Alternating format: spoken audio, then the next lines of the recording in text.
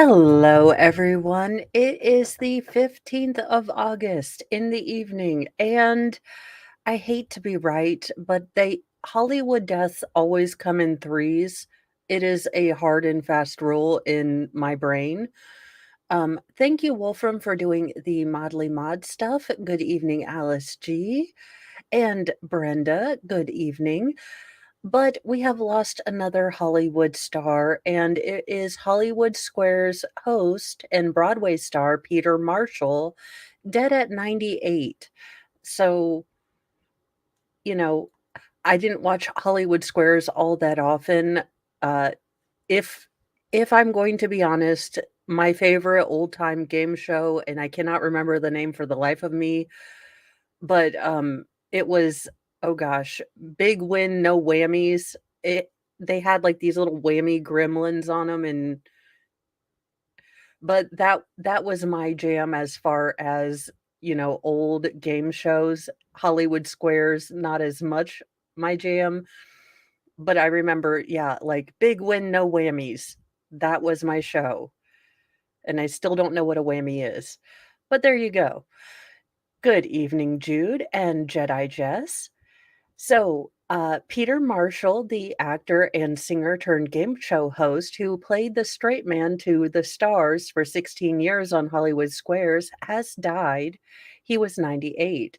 He died Thursday of kidney failure at his home in Encino. His publicist, Harlan Bowl, said Marshall helped define the form of smooth, professional, but never too serious modern game show host for more than 5,000 episodes of the series that ran on NBC from 1966 to 1981. Uh, but he was often closer to a talk show host, and the tic tac toe game the contestants played, while real, was all an excuse for a good time. The questions Marshall posed to regulars like Paul Lind and George Gobel and Joan Rivers were designed to be set up for jokes to answer before the real ones would follow.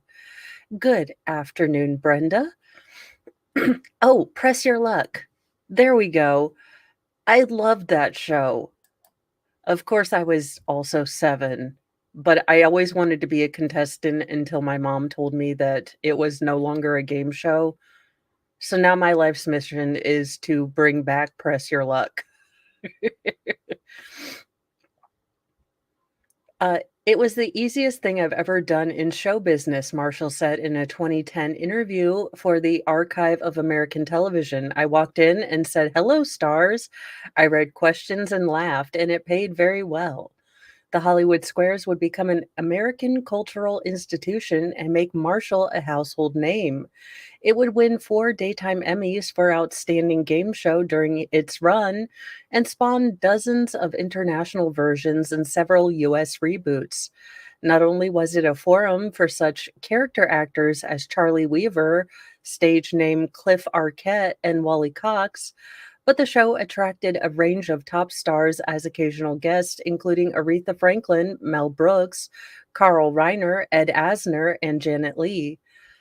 Marshall had a warm rapport with Weaver, Lind, and others, but said Goebel, the wry comedian, actor, and variety show host, was held a special place in his heart, tweeting in 2021 that it's no secret that he was my closest friend on Hollywood Squares and my absolute favorite square. Marshall had lived nearly an entire show business life before he took the Square's podium at age 40. He had toured with big bands starting as a teenager and been part of 2 comedy teams that appeared in nightclubs and on television, appearing in movies as a contract player for 20th Century Fox, and had sung in several Broadway musicals when the opportunity came up after Burt Parks, who hosted the pilot, bowed out. "I'm a singer first, not a game show host," Marshall told his hometown paper, the Herald Dispatch of Huntington, West Virginia, in 2013. "That was just a freak opportunity. I've been on Broadway with Julie Harris going back to Broadway when I did the audition, and I thought it was a few weeks, but that turned into 16 years." The Hollywood Squares was more straight-laced when it began, but early in its run, a producer suggested they write jokes for Lind. Now, I will say that Lind look, how that got on television, once I started to remember or started to realize how kind of risque the jokes were. I mean, nothing compared to, Kim Kardashian twerking or anything like that. But I was like, "Oh my goodness!" I was scandalized when I finally realized this maybe more adult tone of some of the jokes on Hollywood Squares. The first joke would set a template for the years that followed. Marshall would say, "Paul, why do motorcyclists wear leather?" And Lind would say, "Well, because chiffon wrinkles." That changes the whole thing, Marshall told the TV archive. I had been the straight man, so working with comics was easy for me. Born Ralph Pierre LeCroc in Carlsberg, West Virginia, Marshall would move around the state as a child, living in Wheeling and Huntington. His father died when Marshall was 10, and he would live with his grandparents as his mother and sister, the actress Joanne Drew, moved to not Hollywood, New York to pursue her career in show business. Marshall would soon join them. At 15, he toured as a singer with Bob Chester Orchestra. He also worked as an NBC radio page and usher at Paramount Theater. He was drafted during World War II and stationed in Italy, where he made his first forays onto the airways as a DJ for the Armed Forces Radio. In 1949, he formed a comedy duo with Tommy Noonan, appearing in nightclubs, in theaters, and on The Ed Sullivan Show. He became a movie contract player in the 1950s at 20th Century Fox, appearing in films including 1959's The Rookies and 1961's Swinging Along. It is one of those days where Lyrica is making reading wonderfully hard. Major starring roles,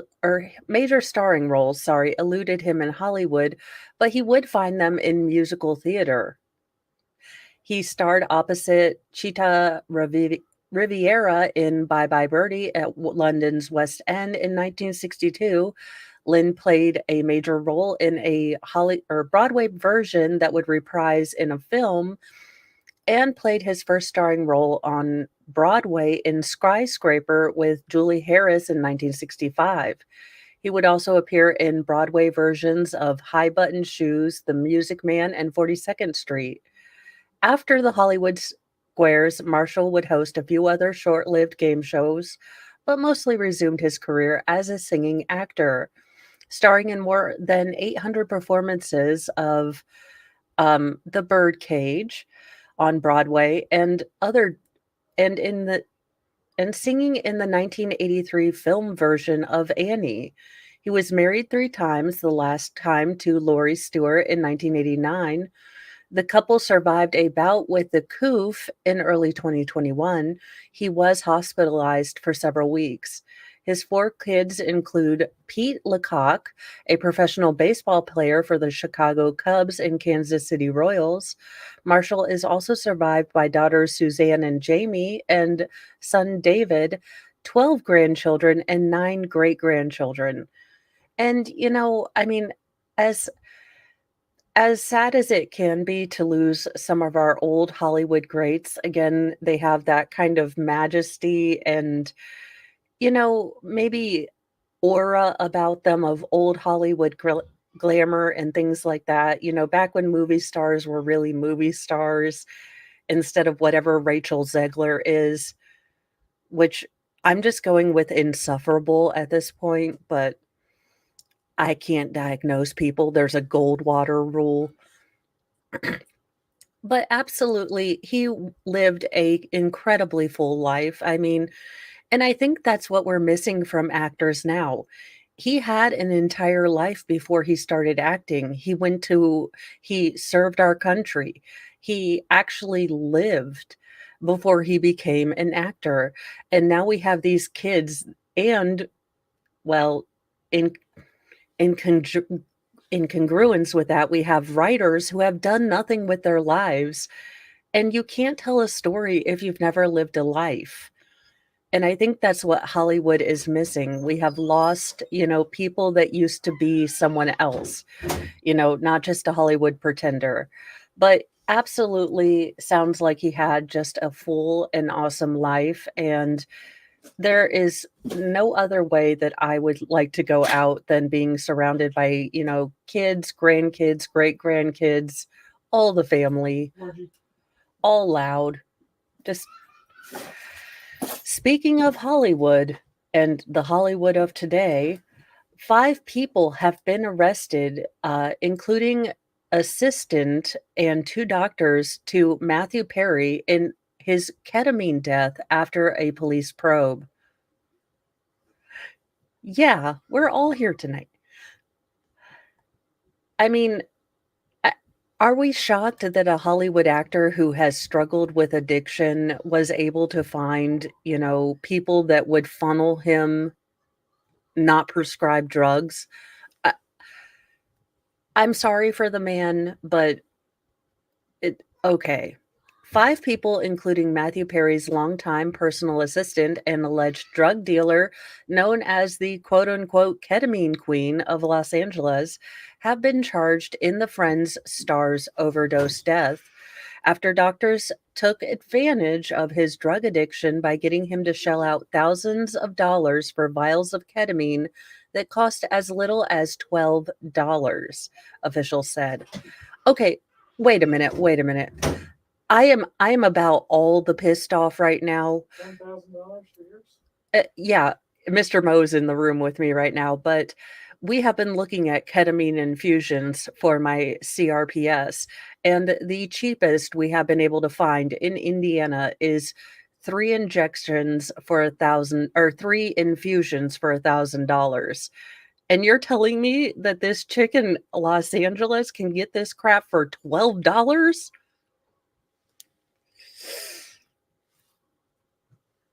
Y'all, I'm gonna have to go make a hit film so I can get, some hookup. Flippin' hell. Just enraged now.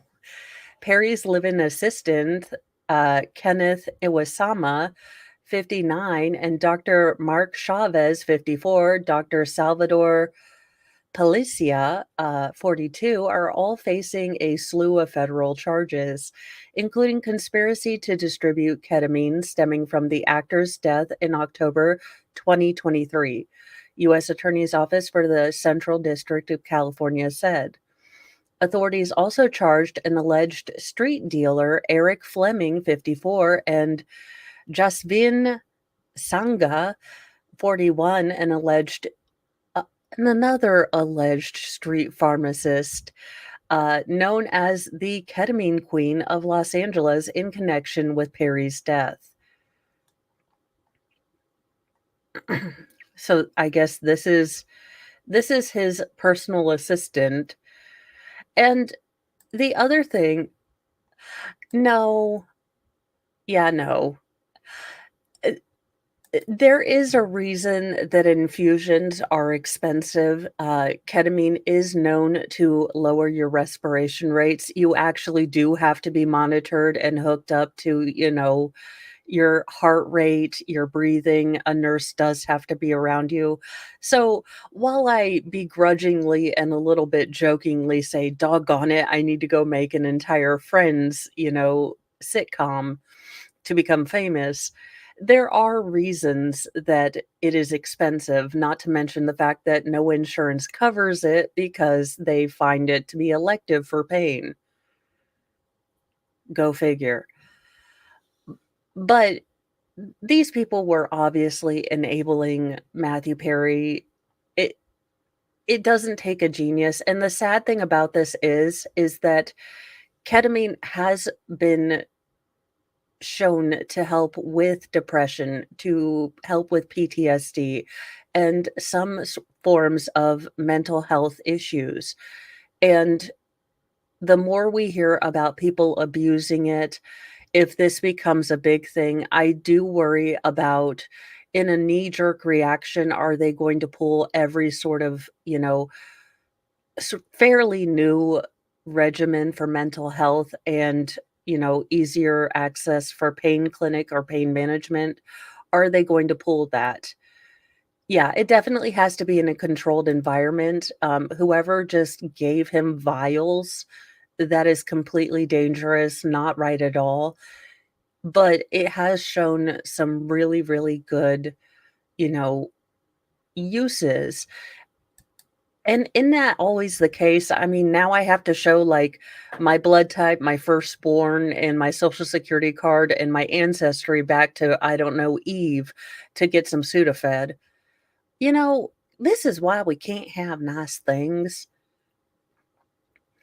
These defendants allegedly took advantage of Mr. Perry's addiction issues to enrich themselves. They knew what they were doing was wrong. Isn't that every single street pharmacist, though? I mean, every single street pharmacist is profiting on addiction. I mean, I understand that, Matthew Perry was, someone you could take advantage of because he did have money, but are we gonna go through are we gonna go and charge all street pharmacists? Or is it just because Matthew Perry was famous and these people have to pay because Matthew Perry was famous? U.S. Attorney Martin Estrada said at a press conference announcing the charges Thursday. Perry, 54, died on October 28, 2023, of a ketamine overdose from injections that were administered by his personal assistant, prosecutors said. Again, it is a powerful, powerful suppressant that can affect your breathing ways. I'm sure his personal assistant had no medical knowledge. This is absolutely a terrible idea. And then compound it with, doing that in a hot tub.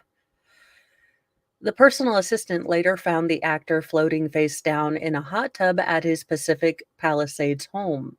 At the time of his death, the actor had about 3.54 micrograms per milliliter of ketamine in his blood system, nearly 3 times the amount normally prescribed. Perry was seeking treatment for his mental health struggles when he fell back into active addiction last year, and Milgram, administrator of the Drug Enforcement Administration, said Thursday. He was undergoing ketamine therapy for depression and had been treated for over a week before he died, according to the autopsy report. The drug in Perry's system should not have been remaining from his treatment. So, again, for mental health, you are going to basically also get an infusion. You are not getting concentrated shots, if you will.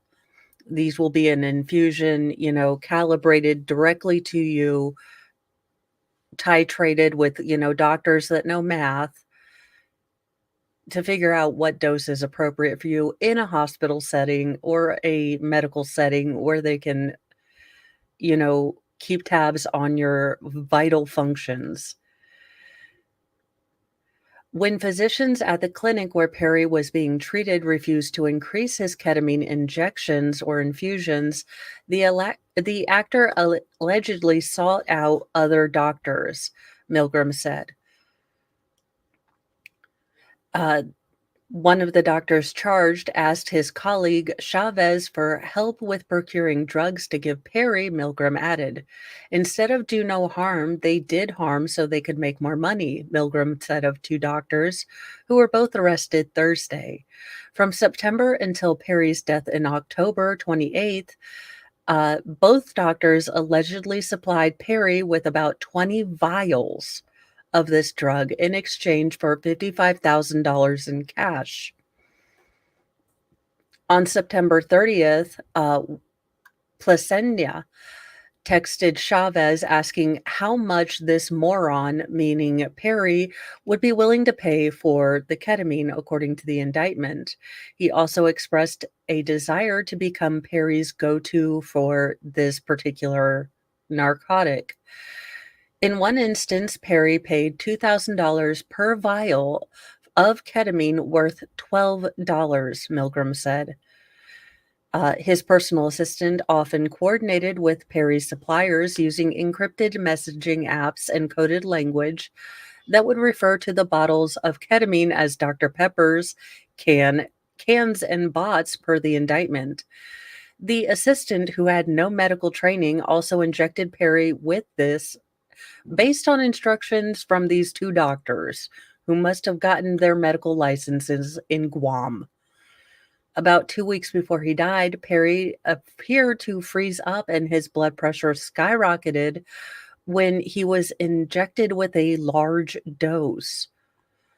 As Perry's addiction became more debilitating, he started getting ketamine through Eric Fleming, who was allegedly sourcing his supply from the ketamine queen, the indictment explained. In one text exchange, Fleming told the personal assistant that he only sold to high end and celebrities. The ketamine queen ran her stash house out of her North Hollywood home, authorities said.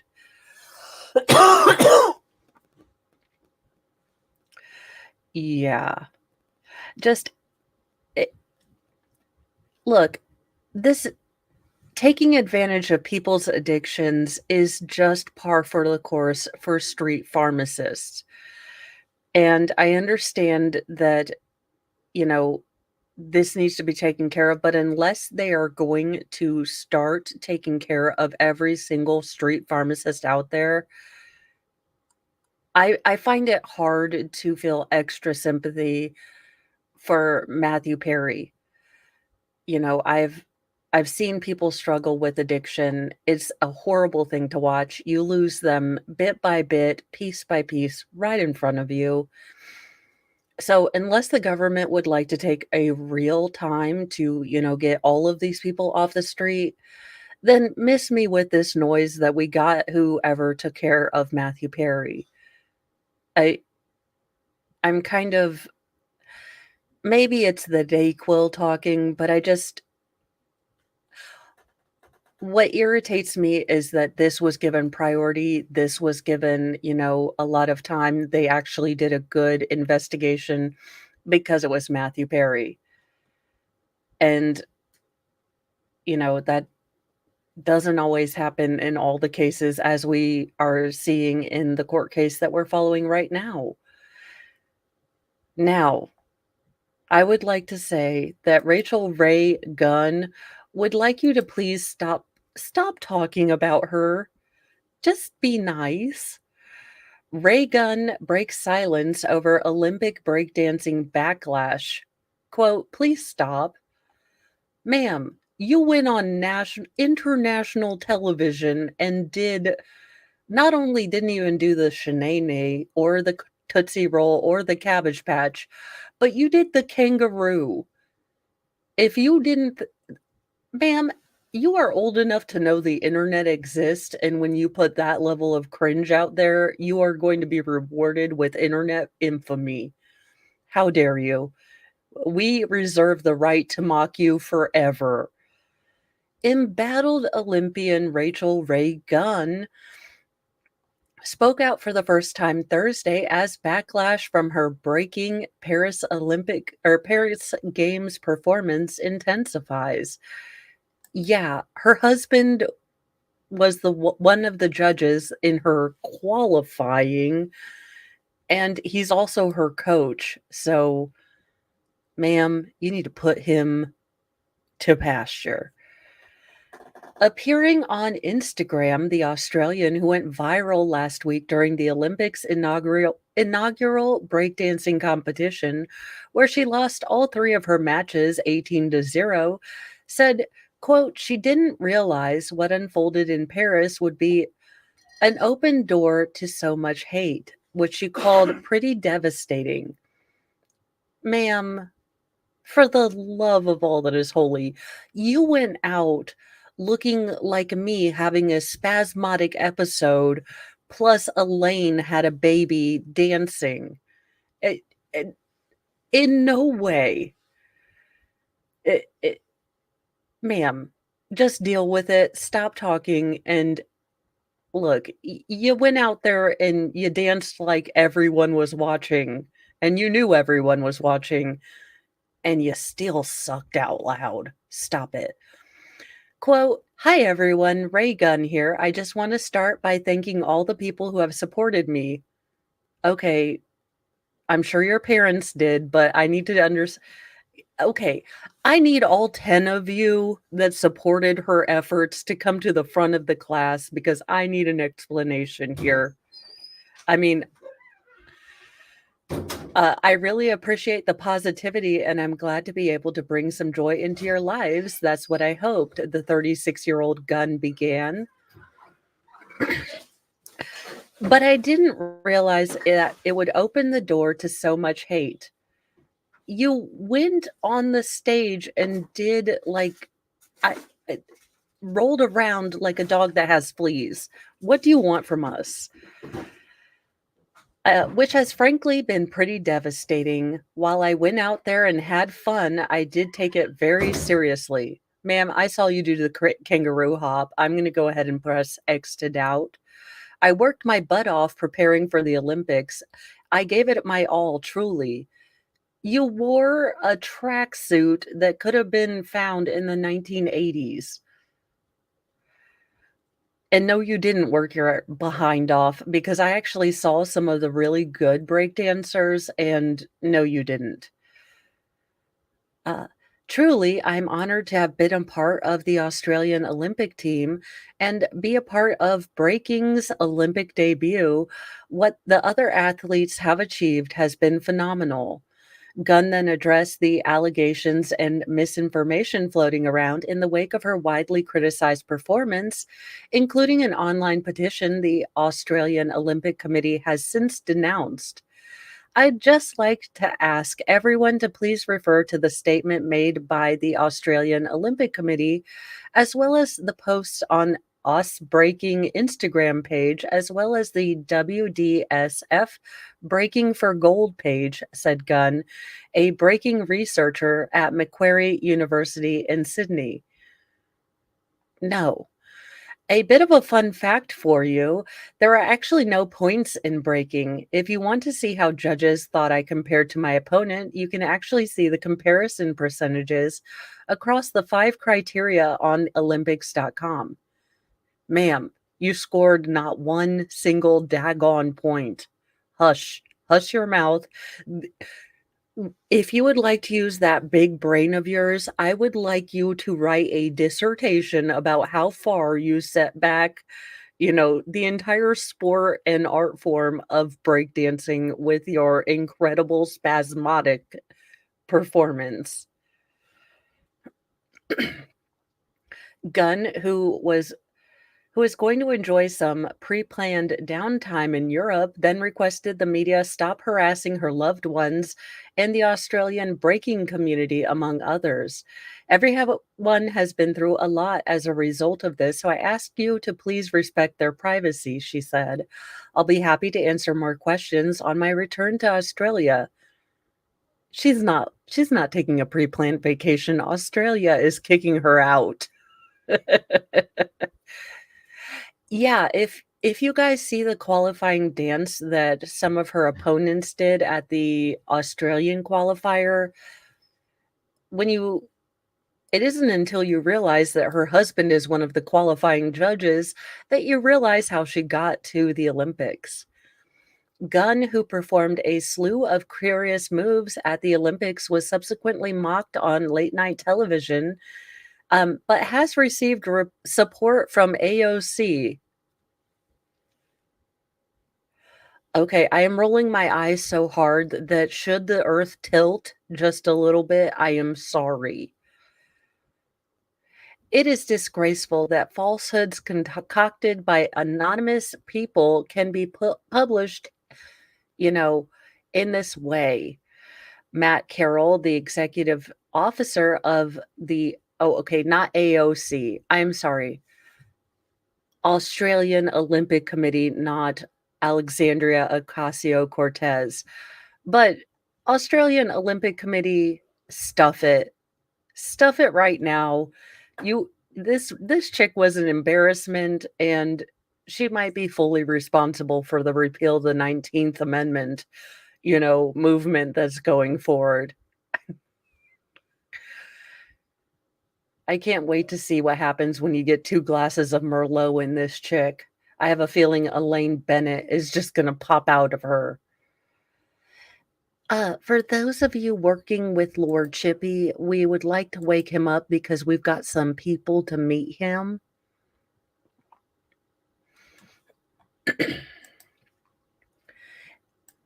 These 2 incubators right here, these 2 genetic misfits that should have not reproduced, but did and didn't, well, accept that blessing. Parents never fed their 3-year-old daughter solid foods, causing malnutrition and tooth decay so severe it would have been unbearable to eat. I mean, now, just I think even Lord Chippy would develop bulimia after having to deal with these 2, so we might leave them to the sun, allegedly in Minecraft, because 'cause I'm a little nauseous thinking about it.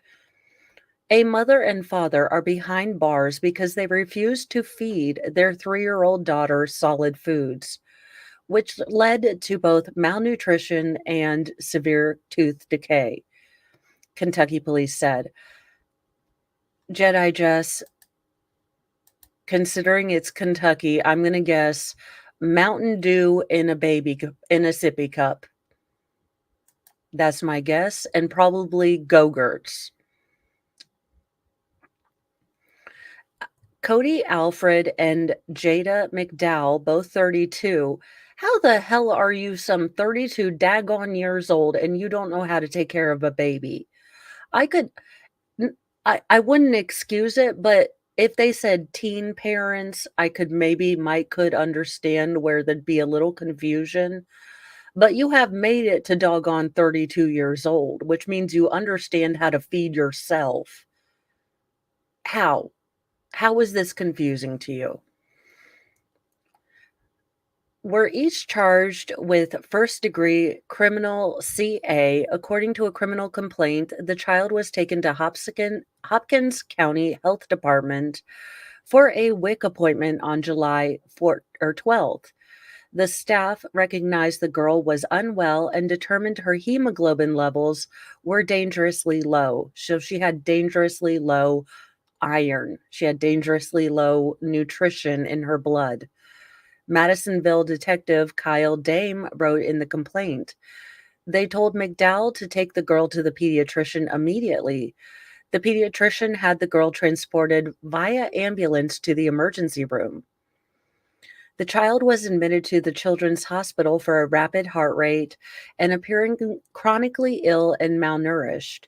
She also needed a blood transfusion and a dental consult due to the severe tooth decay and tartar buildup. Investigators determined that the girl's diet consisted of a gallon of milk a day through a bottle without any solid food.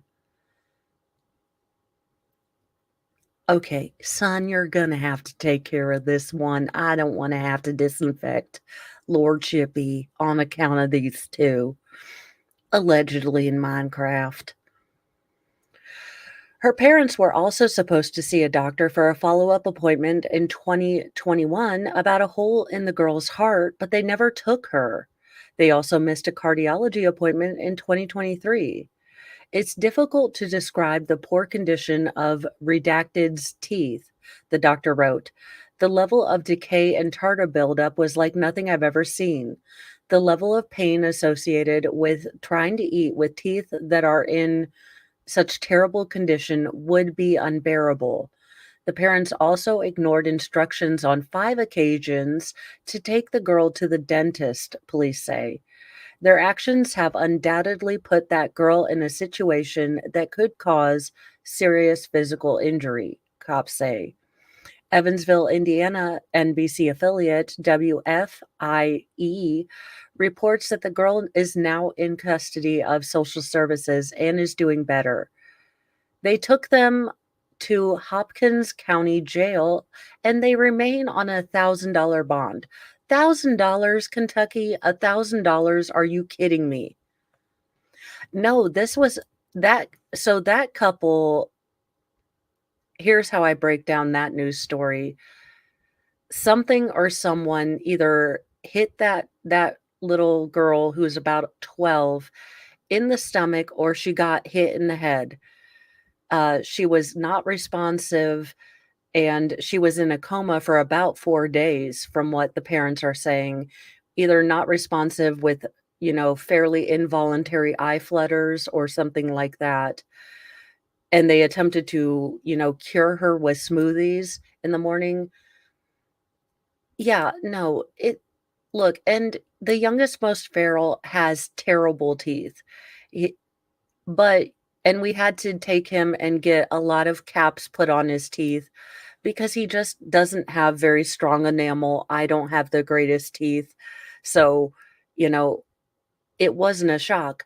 But when the dentist gives us recommendations like no more, gummy snacks, no more anything like that, then, we did that. We haven't had fruit snacks in this house since we had all of that work done on his teeth because, again, the dentist says no, we don't do it. How could you not understand that a 3-year-old girl so that was the and when you do have kiddos, they tell you not to let them go to sleep with a bottle in their mouth. Milk, especially whole milk or formula milk, is high in fat and high in sugar, and it attacks the teeth. No, but he does take 3 people, basically to floss, so good evening, Roxanne. It seems like Scott Peterson may not be having the honeymoon period as he's getting all of these docudramas, surrounding Lacey and himself from the entirety of the media. Scott Peterson's most outrageous defense claims debunked. So, not everyone loves Scott Peterson. I'm kind of we're looking at that. The only problem is we got their sisters a very nice, water flosser. The boys used it as a super soaker, so I had to buy a new one.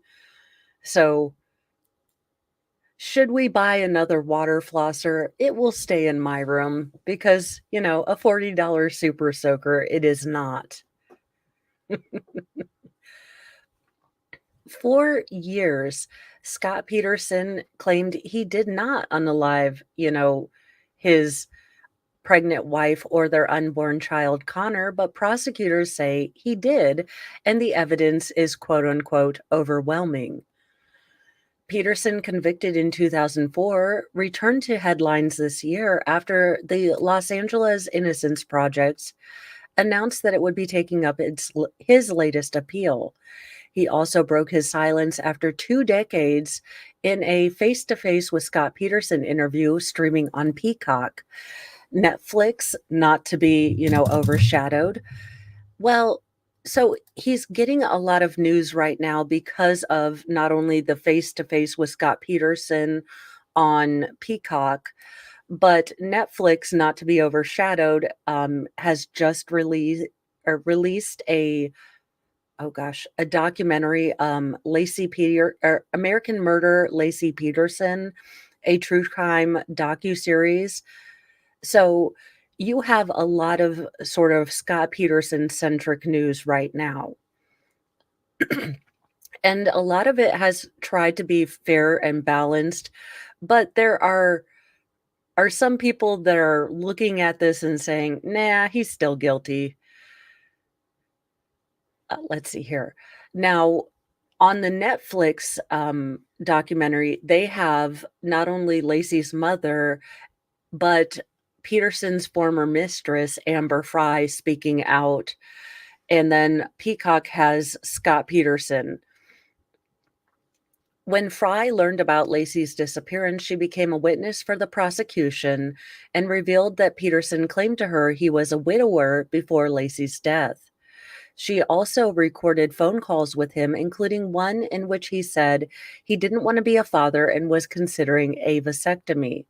However, he admitted in the new interview that his behavior was horrible, according to People, which revealed an early look at Peterson's first interview in 20 years, which begins streaming August 20th. Quote, I was a total a hole to be having sex outside our marriage, he continued. Peterson, who has always maintained his innocence despite a conviction at trial and 2 decades of failed appeals, is still hoping that he can convince a court that he didn't unalive his wife and unborn child. Quote, if I have the chance to show people what the truth is, and if they're willing to accept it, it would be the biggest thing I can accomplish right now, Peterson claims in the interview, because I did not unalive my family. Okay, liar says what? Prosecutors at trial revealed a mountain of evidence against him. He had been arrested near the Mexico border with bleached hair, carrying thousands of dollars in cash and his brother's passport. I mean, that isn't that what every innocent person does? Race towards Mexico as a bottle blonde with their, sibling's passport and a bunch of cash? Peterson also floated the possibility that the men responsible for the a burglary across the street from the Modesto home he shared with Lacey were responsible for her death. However, prosecutors say that the burglary happened 2 days after she was reported missing. Investigators also blew up his alibi. He claimed to have gone fishing in Berkeley, where a police canine unit picked up Lacey's scent at a boat ramp.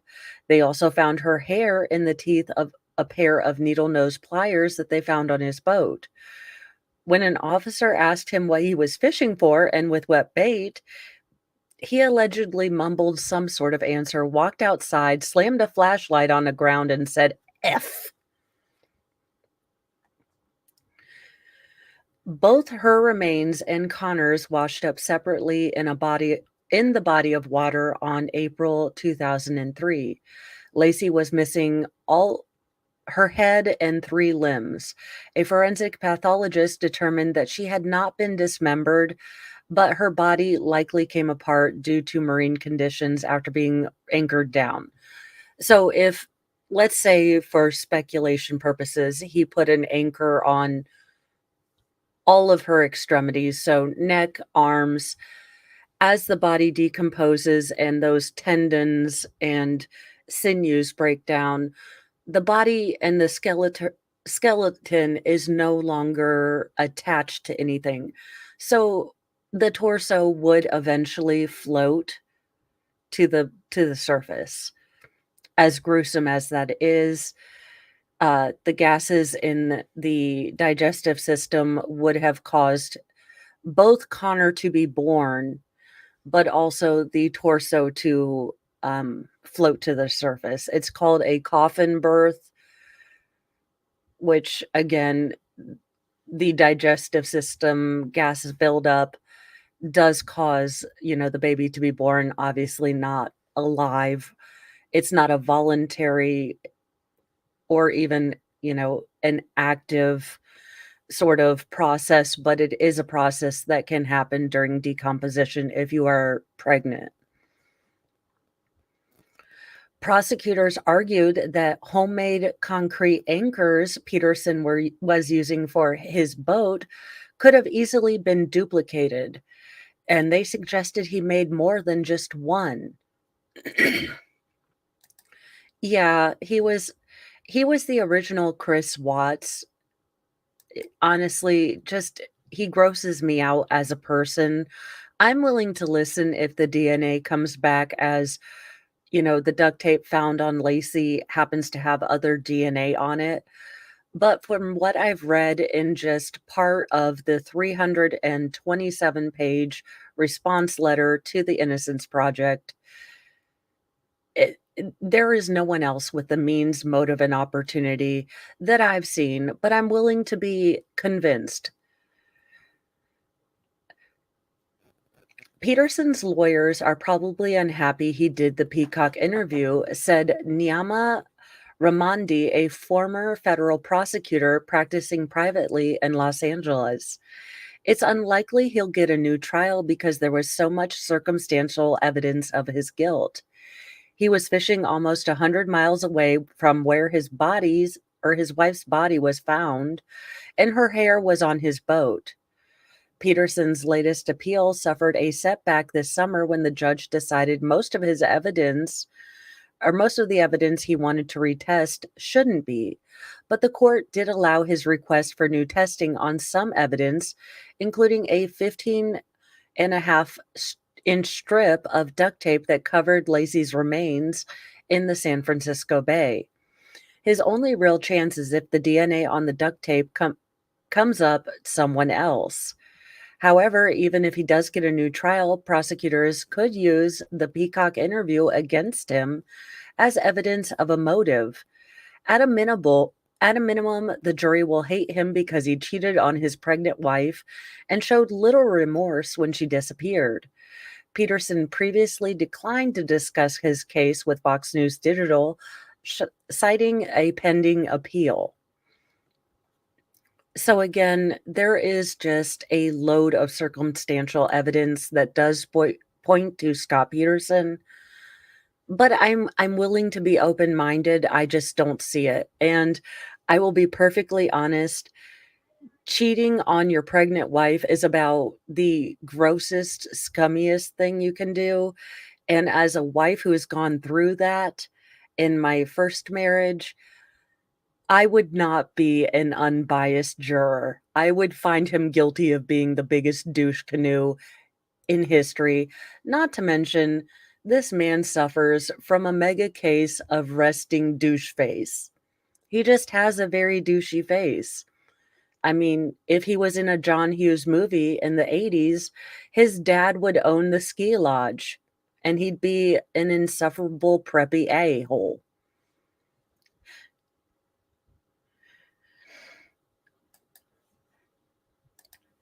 And the owner of a trucking company has pled guilty to charges in a crash that unalived 5 motorcycle riders. Now, I do believe that this was the company that employed the man who actually ran into these drivers. I don't believe that the owner personally drove the truck that struck them, but I could be wrong. Oh, wait, no, he was the owner. The former owner of a Massachusetts trucking company has pled guilty to charges related to a crash that killed 7 motorcycle riders in New Hampshire. Damian Gasfanov, 39, entered his plea on Tuesday to 3 counts of making false statements to federal investigators, the U.S. Attorney's Office announced in a news release. His former company, Westfield Transport Incorporated, employed the driver Vladimir Zholowski, 28, who was involved in the June 21st, 2019 crash. So I was right the first time. This is the owner, and then the person who was actually driving the truck has already been charged. The owner of the trucking company apparently lied to the feds, which you should not do. The company has since shut down. Quote, keeping communities safe takes all forms. In this case, it's about making sure that the operators of commercial vehicles adhere to all required safety procedures and regulations. Acting U.S. Attorney Josh Levi said in a statement, "We will not forget the lives in June 2019 that relate to this conviction. This defendant flouted those laws that are critical to public safety, and he jeopardized everyone on the road with tragic consequences here.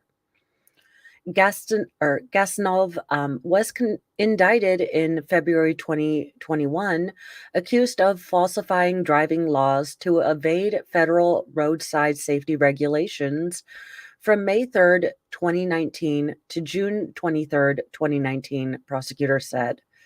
He instructed at least one employee to falsify records, including the number of permissible driving hours, and to make false statements to federal inspectors about manipulating recording devices that track drivers' hours. He also admitted that he lied to inspectors that he had only just met the driver the day he hired him, when he had actually known him for about a year, and knew he had been charged with operating a vehicle under the influence of alcohol years later.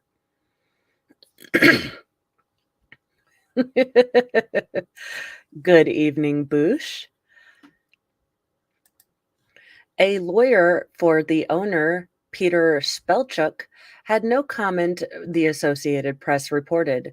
The crash happened when a pickup truck towing a vehicle hauling trailer across the center line of US Route 2 and collided with motorcycle riders from the Jarheads Motorcycle Club, a group of Marine Corps veterans traveling in the opposite direction. Killed were Joanne and Edward Core, both 58, Desma Oates, 42, Aaron Perry, 45, Michael Frizzeri, 62, Albert Maza, 59, and Daniel Perea, 58. The National Transportation Safety Board found that the driver of the truck was impaired by several drugs and had a suspended license in Connecticut at the time of the crash. The NTSB also found that the driver's employer failed to complete even the most fundamental task a motor carrier is required to ensure that it employs qualified drivers. The carrier managers and drivers also routinely tampered with the electronic logging devices and falsified hours of service logs. So the driver was charged days later with 7 counts of negligent homicide, and his Massachusetts license was automatically suspended in New Hampshire. He admitted to an investigator of having used the Big H and Colombian marching powder on the morning of the crash, according to a report from the New Hampshire Department of Safety. No.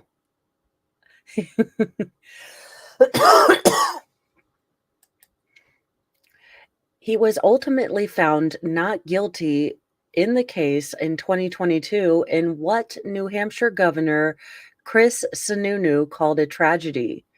Quote, I share in the shock, outrage, and anger so many of you have expressed in the 3 years since the 7 members of the Jarhead Motorcycle Club were taken from us, he said in a statement at the time. My heart goes out to their families, their friends, loved ones, especially on this dark day. Now, his defense attorney, Jay Dungay, blamed the crash on the lead motorcyclist, Maza, saying he was drunk and crossed over the center line, according to ABC affiliate WMUR. Quote, from the beginning of this investigation, the state made up their mind about what happened. Evidence be damned, Dungay said. They came to the erroneous conclusion about how the accident occurred within 24 hours of the accident and didn't even pretend to conduct a real investigation. Survivors, meanwhile, have been fighting to keep the driver off the road as his license is suspended in New Hampshire until at least 2026. Quote, you killed 5 Marine Corps veterans and 2 spouses due to your negligent behavior and decisions that day, Don Bridley, who survived the crash, appealed to a judge in an emotional testimony, the Boston Herald reported. Now, the owner of the trucking company faces 5 years imprisonment, 1 year of supervised release, and up to a $10,000 fine on each count when he is set to be sentenced on November 21st. His brother, who is a co defendant, is awaiting trial. So, this is an absolute travesty. I mean, first you've got the driver who was found not guilty. That might be a case that we look into because I'm not quite sure what evidence was shown that made the jury go, we can't charge him. But he admitted to doing all these unsafe things. He was currently suspended, and now the owner is facing maybe 5 years. So you lost 7 people, and no one's going to really pay for it. Now, for our final story, because my voice is giving out on us, I hope I do not go, uh, voiceless. Taco Bell opens early retirement community for reward members. So effing happy. I don't know that I'd want to be in a retirement home where people solely ate Taco Bell. Am I given a lifetime supply of Febreze and no matches? Taco Bell is giving loyal customers the whole enchilada.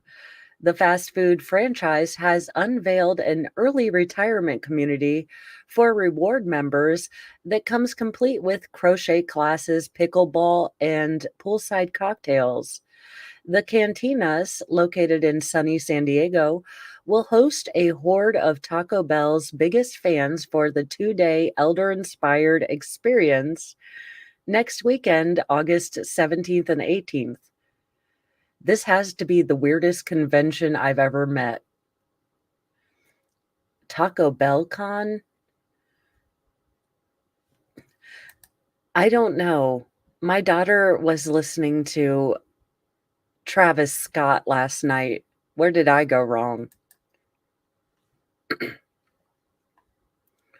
The Cantinas is a weekend-only promotional exercise for the food giants and won't serve as a permanent perk for reward members.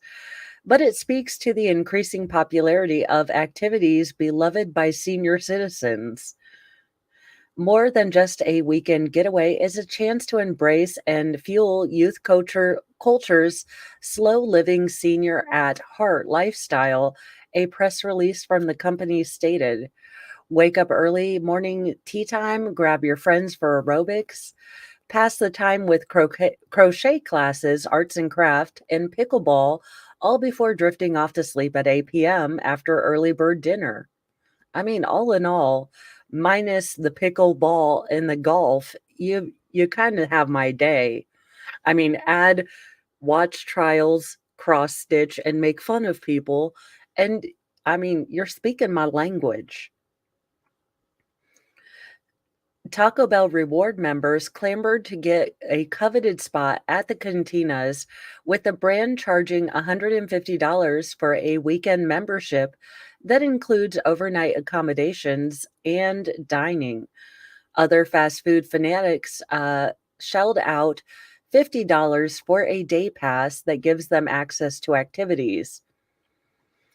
Rewards members over 21 years of age were eligible to enter, with all available tickets selling out in just 3 minutes. Taco Bell fans fawned over the news, taking to a Reddit thread to reveal their excitement before tickets went on sale. I've been going to Taco Bell on average 9 times a week for about 2 years now. I'm very excited that I live an hour from the Cantinas event, wrote one, hoping I get a spot. Okay, I'm praying just for for your colon 9 times a week for 2 years? That's a lot of burritos. Another one was saddened that the location was too far from home. I was so effing happy reading about this until I learned that it would just be one location and wasn't in my area, they stated. Now I'm sad. I I don't understand this. I mean, I understand acting like, you're elderly because I don't like to people and I like to go to bed early. I don't understand what that has to do with Taco Bell, but hey, Taco Bell, you're okay. occasionally, and, once or twice a year, I have to go get my Baja Blast, from the fountain, and that's it. But 9 times a week, I need that person to come to the front of the classroom and explain a couple of things to me because that can't be healthy. And don't light a match anywhere near that house, okay? That is a terrible idea. You only rent Taco Bell. Actually, you only lease Taco Bell for a very short amount of time, and you pay for it all the way. On that note, I am going to let you guys go. I am I am sending you guys over to Squid Pro Quo. I know she doesn't start till 9, but if you can give her a like and, some encouragement, I am so excited that people are giving YouTube a try and want to support them as they start out. So give her a bit of support if you would. I am going to let you guys go. I will be doing mornings with Mo in the morning at our new normal time of 8, and then we will be going back to day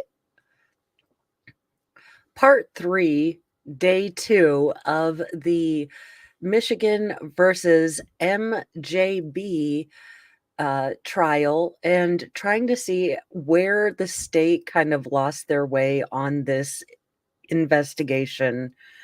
Because the more we are watching of the trial, the more it is understandable that the jury would be deadlocked on every single charge but the lying to the police. It is a fun trial. You should definitely join us, not only for the fact that one of the defense attorneys, and I apologize for thinking this, does look like Daryl Brooks just a little bit when he still had dreads. And I was this close to saying, this is the wrong trial. Why the hell is Daryl Brooks in here? That was the lawyer. But he's actually a really good, and very forceful advocate for his client, even though his client isn't maybe the most sympathetic person. His client seems like somewhat of a career criminal, but you can definitely tell that he is making the state prove all of their burdens, and they obviously didn't in this case. Anyhoozle, I will see you guys in the morning. Have a lovely evening and be kind to yourself, be kind to others, and have a wonderful evening. I will be back in the morning. Bye, guys.